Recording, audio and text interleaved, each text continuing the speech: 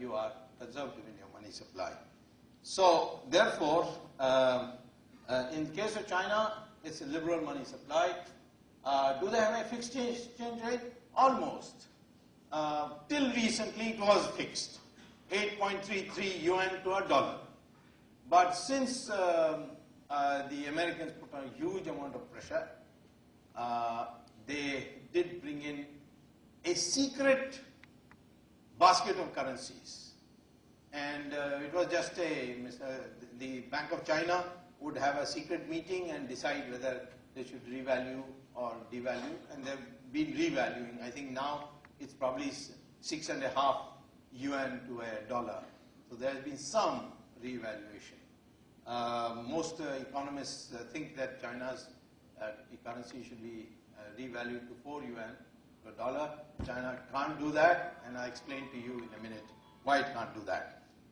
Okay, so therefore in China also we can say, because there is no capital account convertibility, the unholy trinity does not operate. And it could have operated at the time of the East Asian crisis had the capital account convertibility been there. If there was capital account convertibility, capital account convertibility means anybody brings a dollar, you will get local currency. Anybody takes a local currency to the bank, will get the dollar. So that's capital accountability. Current account is, of course, your free ability to bring in for trade purposes. But pure transfers, you have to have capital account convertibility.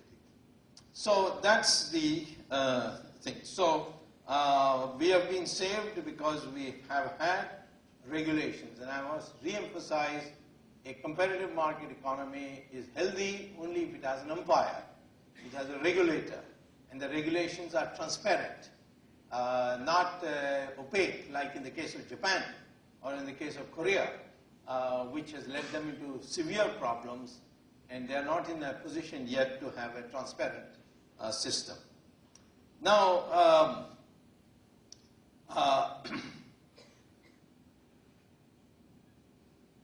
there are also three other important things one has to look at before deciding whether a country is going to have a crisis or not. First is what is called as macroeconomic stability. Is the growth rate healthy? Is the inflation under control? Is the fiscal balance okay?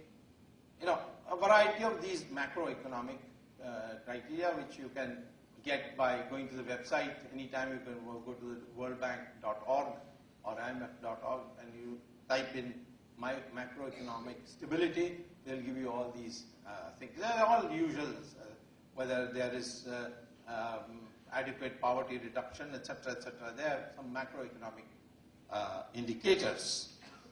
Then the question of structural parameters.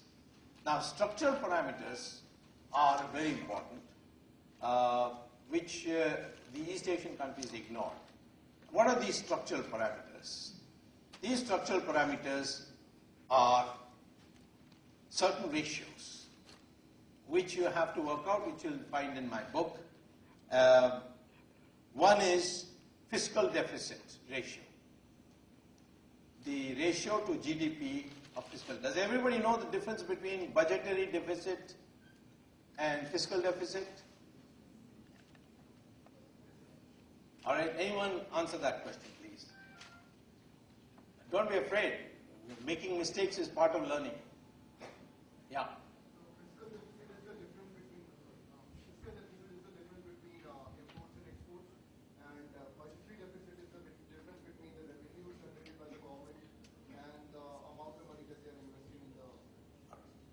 It's not correct. So you have some learning to do. I'll educate you just now. Right.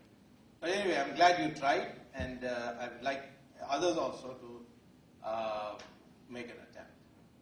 Anyone else knows? Yeah.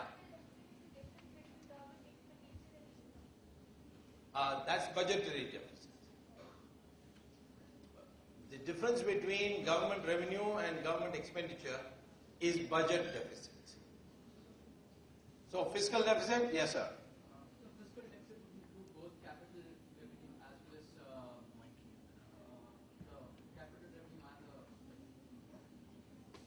current revenue.